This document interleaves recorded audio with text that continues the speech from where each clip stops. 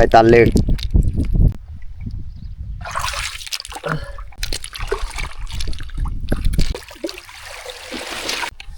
กับสบายดีพ่อแม่พี่น้องเมื่อทุกคนไปพี่น้องไปงมหอยพี่น้องไปงมหอยมางมหอยยามมื้อแลงนี่บอลเขาจะไปงมหอยพี่น้องมันจะเป็นแก้งเลยท่เป็นน้ำเซหอยนั่นพี่น้องหอยอันตาเลือกคล้ายๆกับหอยจูบนี่แหละ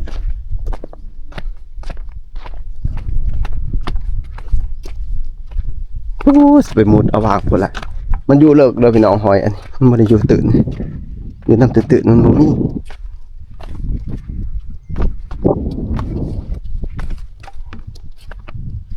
มันมีแต่บอลเลิก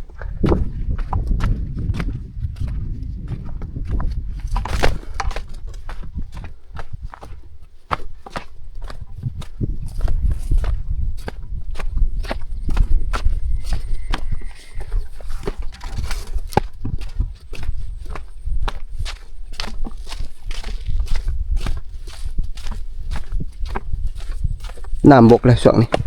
ฮ้อนเด้อพี่น้องอากาศบ้านข่อยฮ้อน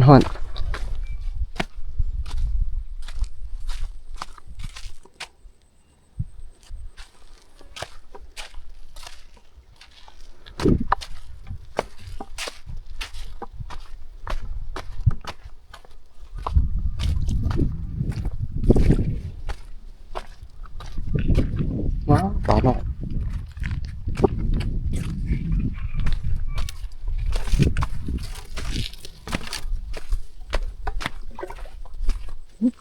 เนาะ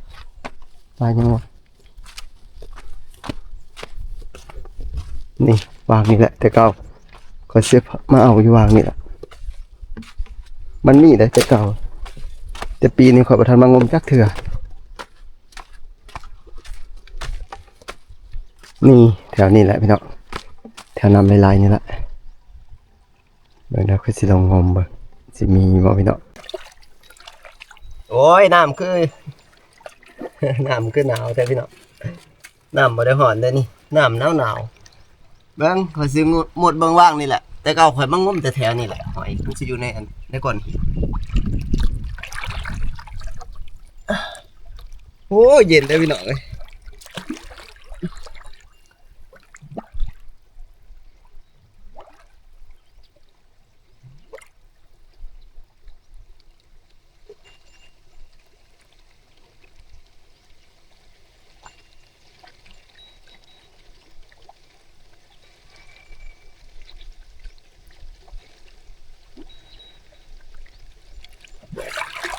โอ้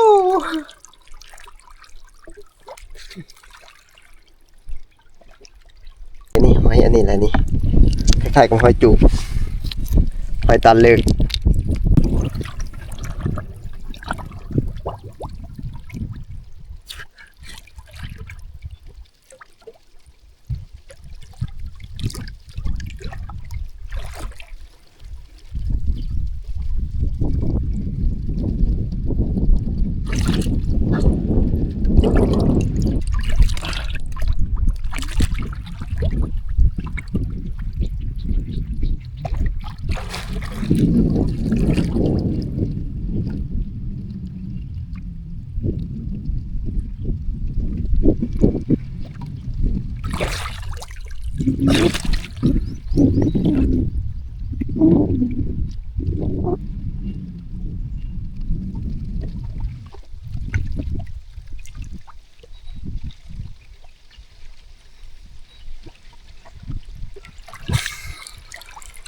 โอ้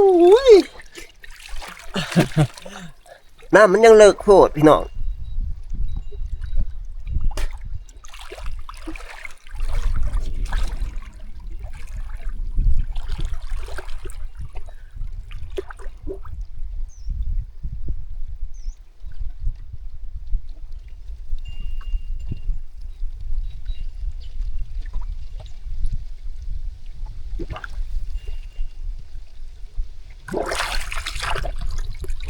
ปลาตัวปลาเป้า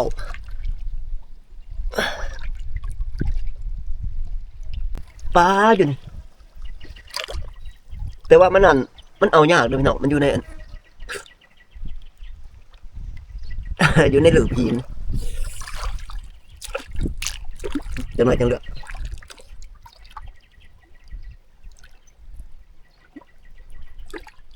เมื่อกี้ก็มี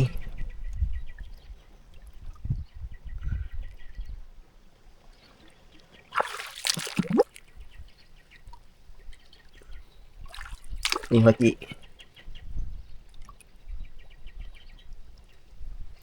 มีทั้งอันตัวเปลี่ยนมีทั้งตัวห่าง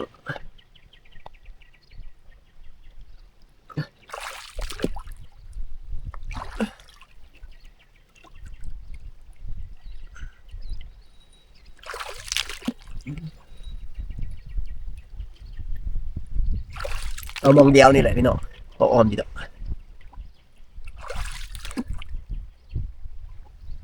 ก็อุ้ยไปกินบัดมั้ง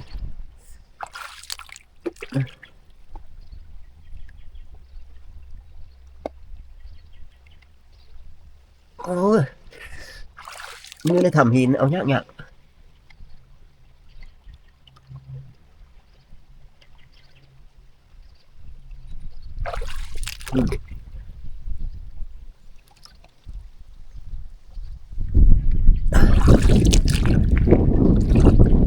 100 บาทมือพี่น้องเอ้ย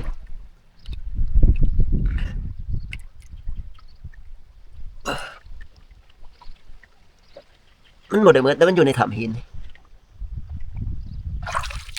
โอ้ยหนาวพี่น้องหนาวมาเลือกเอาพี่น้องเบิ่งกันคือกันกับหอยแต่ว่าตายแล้วเด้อพี่น้องแต่ว่ามันมีได้หัวข้างในมันสิโตมันสิใหญ่กว่าหอยจูบเด้อพี่น้องเด้อเด้อันนี้บ้านข่อยสิเอิ้นว่าหอยตาเลิกพี่น้องมันบ่อยู่ในหนองเด้อหอยอันนี้เด้มันแตกก็ทิ่มขึ้นมามันบ่อยู่ในหนองเด้อพี่น้องมันสิอยู่อันตามมันนี่แหละตามน้ำซีนะพี่น้องโอ้ยหนา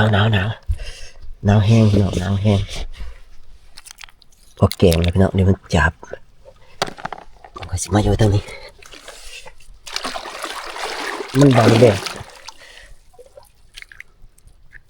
ลายเติบอยู่พี่น้องเขาสิบ่เอาตัวที่ว่ามันห่างนะนี่อันนี้หอยกี้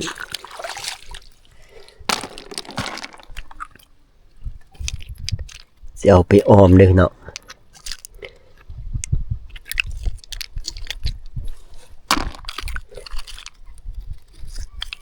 เอาไปต้มก้อยก็แซ่บ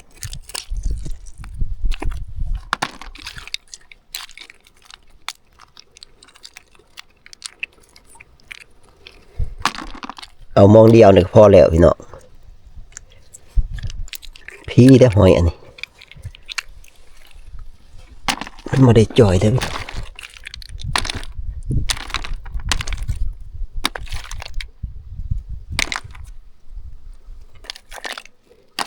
หอยกี้นี่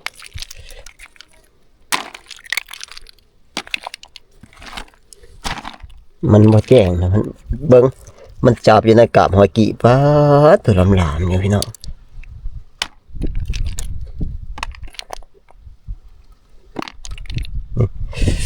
หนาว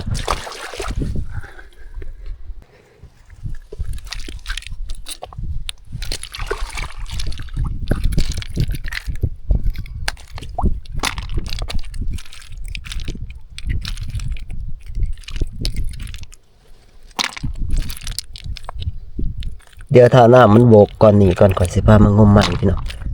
น้ำมันยังลายโพดถ้ำมันเลย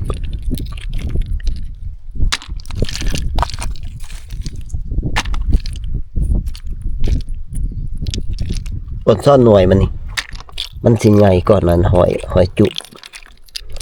หอยอยู่ในหนองเขามันบ่ใหญ่เท่านี้เด้อนะ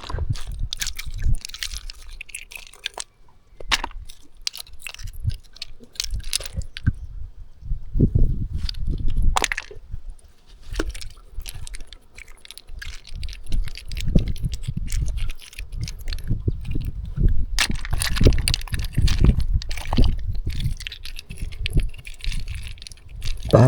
ที่ดูแนวกินแรงข่อยได้พี่น้องนี่ซื้อมาอ้อม